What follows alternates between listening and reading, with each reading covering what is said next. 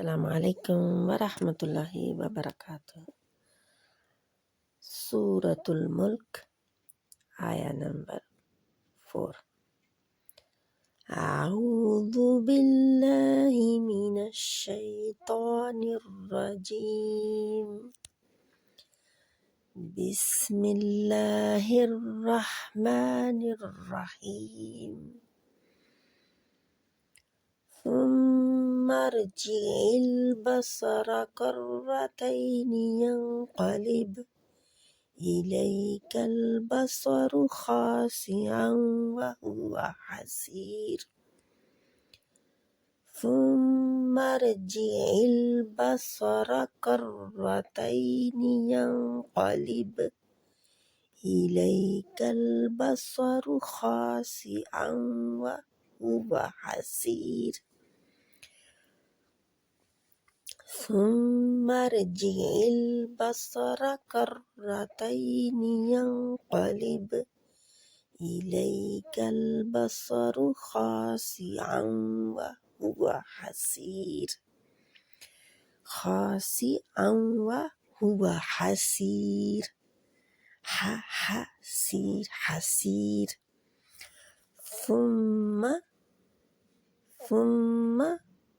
اکمل گنہ اور میم کے اوپر شد ہے، میم مشدد اور نون مشدد، جب شد کے ساتھ یہ دونوں آئیں تو ان کے اوپر اکمل گنہ ہوتا ہے، یعنی کہ گنے کا اعلیٰ درجہ، اوپر والا درجہ لمبا ہوتا ہے ذرا۔ ثم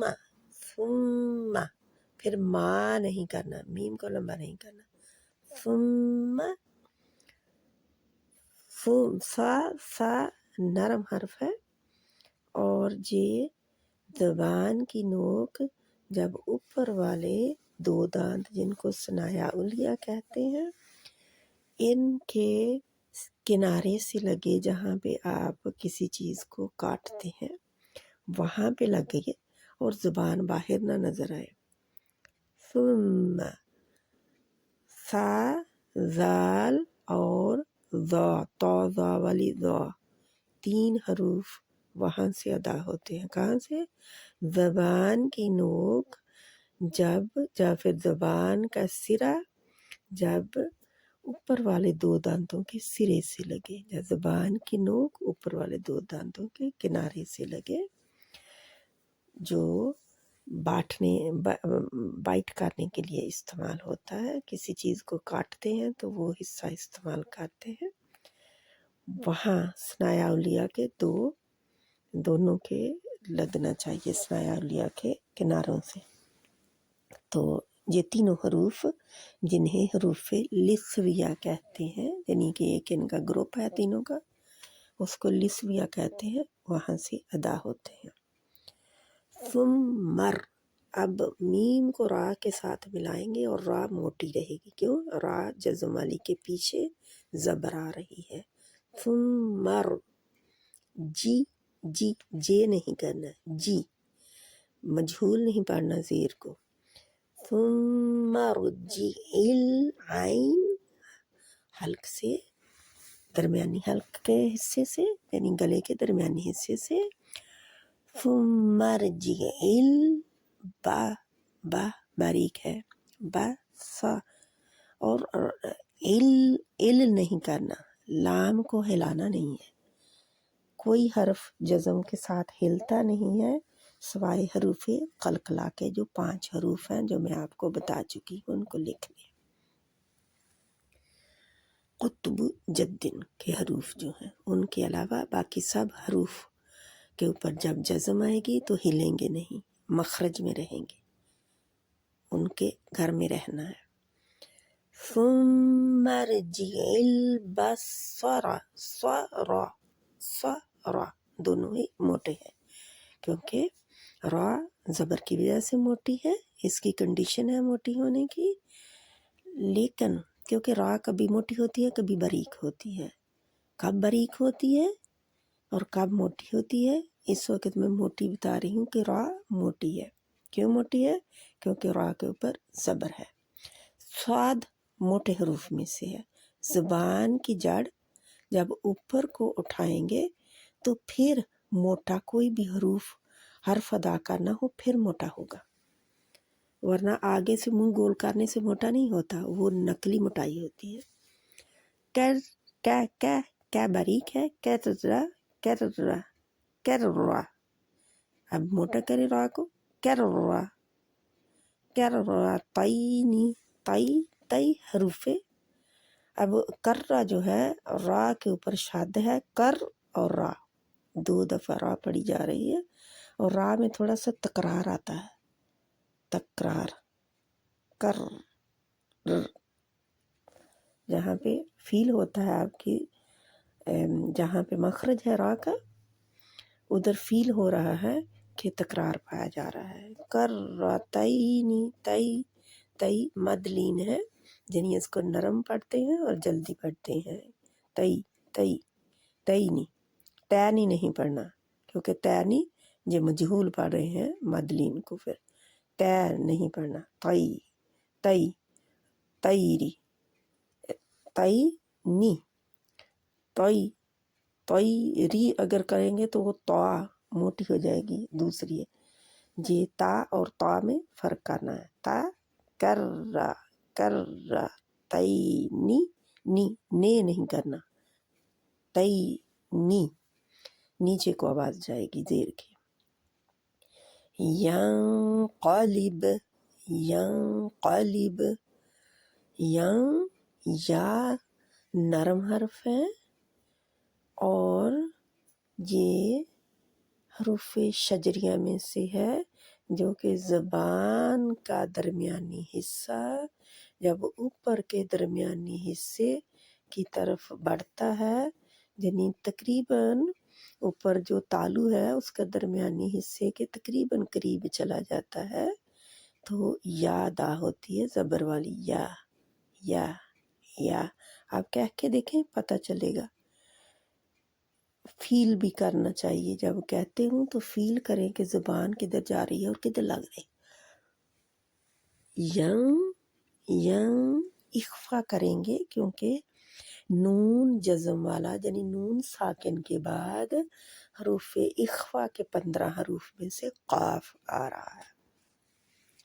यं, तो ये यन नहीं करना, क्योंकि ये जैसे उर्दू में पंखा पढ़ते हैं ना, हम पंखा पंखे की तरह पढ़ते हैं। पंखे का नून जो है थोड़ा सा आता है, पंखा।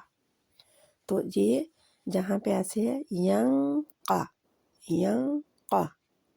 क़ा मोटा रहेगा, और यं जब इसको इख्फा करते हैं ना तो ज़ुबान जो है वो मुअल्लक़ हो जाती है, यानी ज़ुबान लटक जाती है ना, वो किसी जगह पे नहीं लगती, क्योंकि यं क़ा के मखरज से भी परे है और नून के मखरज से भी परे है। यं लग नहीं रही कहीं, ज़ुबान बीच में हैंग रहेगी। फिर ये होता है इख्फा, फिर नाक में आवाज़ जाती है। इख्फा की आवाज़ नाक में ले जाकर नून साकिन की जा तनवीन का जो आखिर वाला नून की आवाज़ होती है, तनवीन के को कहते हैं 2 ज़बर 2 ज़ेर 2 पेश को। नून साकिन और तनवीन का असूल है 4, उनमें से इख्फा है जो कि आवाज़ को हाइड करना, छुपाना। इख्फा छुपाना, मख्फी से, खुफियन छुपा हुआ, छुपाने से है।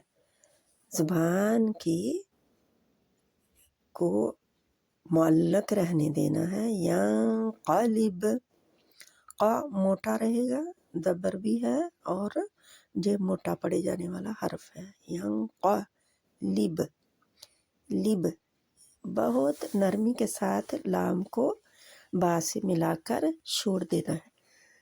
लिब लिब, पहले होंठ बंद होंगे और फिर खुलेंगे, तो बा के ऊपर कलकला हो जाएगा। कलकला होता है, आवाज़ बाउंस होके आती है, जैसे दीवार पे गेंद मारे तो गेंद जो है जब टकराती है तो एक आवाज़ सी पैदा होती है, क़लिब क़लिब क़लिब। इलैका, ई आवाज़ नीचे को जाएगी ज़ेर की, मुझे ए नहीं पढ़ना, लई लै नहीं पढ़ना, लई। तई और लई मदलीन है। मदलीन क्या चीज़ है? या जज़म वाली से पहले, जा वाव जज़म वाली से पहले अगर ज़बर आ जाए किसी हर्फ पर तो वहाँ पे लीन होता है। इलैका इलैका, का बारीक है, इलैका, क़ा नहीं है जी, ठीक है। इलैकल, फिर यही लाम जज़म वाले को हिलाना नहीं, बासारू, वहाँ पे बासारा था ऊपर, और जहाँ पे बासारू है रा के ऊपर पेश है, बाकी वही असूल होंगे। पेश के साथ भी रा मोटी रहती है। खासियान, खा मोटा रहेगा। जब मोटा हर्फ पढ़ा जाता है ना तो उसके आगे जो अलिफ होता है वो भी मोटा हो जाता है। मोटे हर्फ के आगे अलिफ जो होता है वो भी मोटा हो जाता है। खासी, आऊँगा आऊँगा। वाव जज़म वाली, वाव शद वाली और या शद वाली के ऊपर नबर होती है, यानी हार्ड हिट होता है, सख्ती से मारा जाता है। जैसे अगर आप कुल्हाड़ा मारें लकड़ी के ऊपर, अगर तो आहिस्ता से ऊपर रख देंगे कोई आवाज़ नहीं आएगी, वो सख्ती नहीं है। लेकिन अगर ऊपर ले जाकर सख्ती के साथ लकड़ पे मारेंगे तो फिर लकड़ कटेगी। तो ये सख्ती के साथ मारना है। आऊँगा आऊँगा। ये इदगाम गुन्ने के साथ होगा। हरूफ यौमिन का इदगाम गुन्ने के साथ होता है। वाव या वाव मीम नून जब आएंगे तनवीन के बाद या नून साकिन के बाद तो गुनगुनी सी आवाज़ गुन्ने के साथ जहाँ पे इदगाम होगा, यानी मिलाना होगा गुन्ने के साथ। आऊँगा, हुआ, हु हो नहीं कहना, पूरे होंठ गोल करके हु, पेश के लिए होंठ फुल गोल हो जाते हैं। वाह, वाव के लिए भी होंठ गोल होते हैं। हुआ, हासिर, हा के लिए जब आप मुंह खोलते हैं ना हा कहने के लिए तो हवा बाहर आ रही होती, हा, आप फील कर सकते हैं। आगे अपने मुंह के हाथ रखें तो फील कर सकेंगे हवा को। हसी, सी की आवाज़ सीटी वाली है, आगे जा जज़म वाली है, यानी कि मद हो रही है। हरूफ मद्दा, मद असली है जी, हरूफ मद्दा है जी। या मदिया से पहले ज़ेर आ रही है तो हसी, सी दो हरकत के बराबर खींचेंगे। हसीर, हसीर, ये रा बारीक होगी। क्यों? क्योंकि इस रा के पहले या जज़म वाली है, यानी या मदिया है, तो ये रा बारीक रहेगी। हसीर, हसीर। अगर हसीरुन कहेंगे तो रा मोटी रहेगी, क्योंकि रुन पूरा है उसका पढ़ रहे हैं, लेकिन हम जहाँ पे रुकेंगे। हसीर। अल्हम्दुलिल्लाह, इसको अच्छी तरह पढ़ें। सुम्मा, फिर इर्जी, लटाओ लटाओ, अलबसरा, निगाह को, कर्रतैनी, बार बार, यंक़लिब तैनी, यानी दूसरी बार, कर्रतैनी दोबारा जिसको हम कहते हैं। यंक़लिब लौट आएगी, या यानी वो कौन क्या आपकी आवाज़ या आपकी सॉरी निगाह लौट आएगी।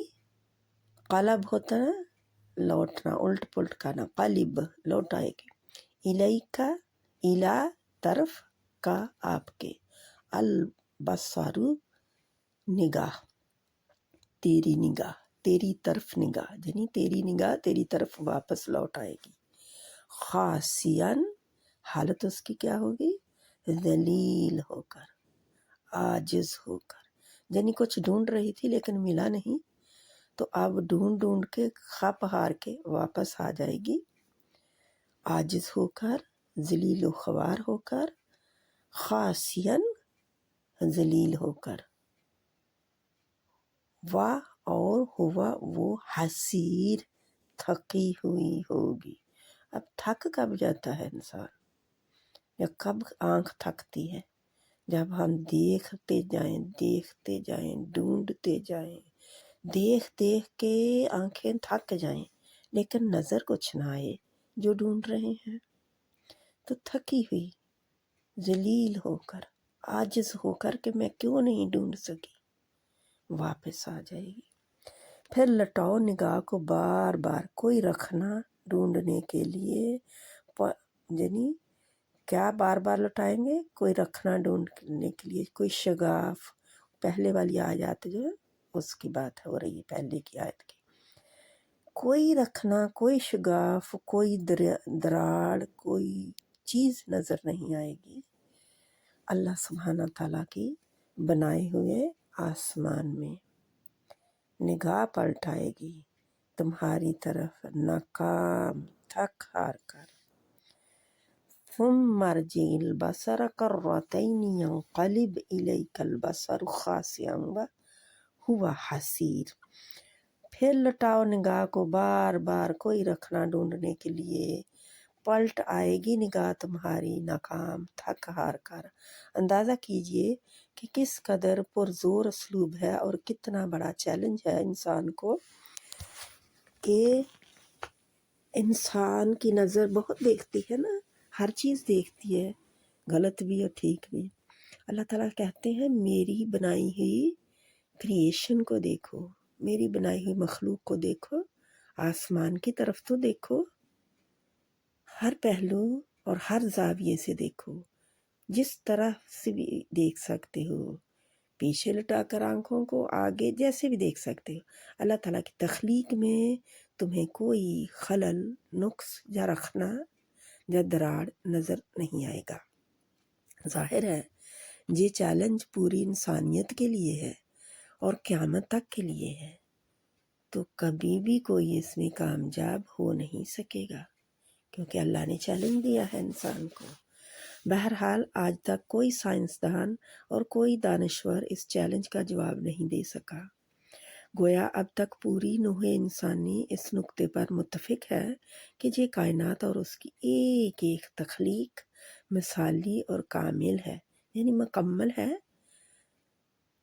اس میں کوئی نقص نہیں ہے، اللہ کی تخلیق میں کوئی نقص نہیں ہے۔ دراصل دنیا بھر کے نادانوں اور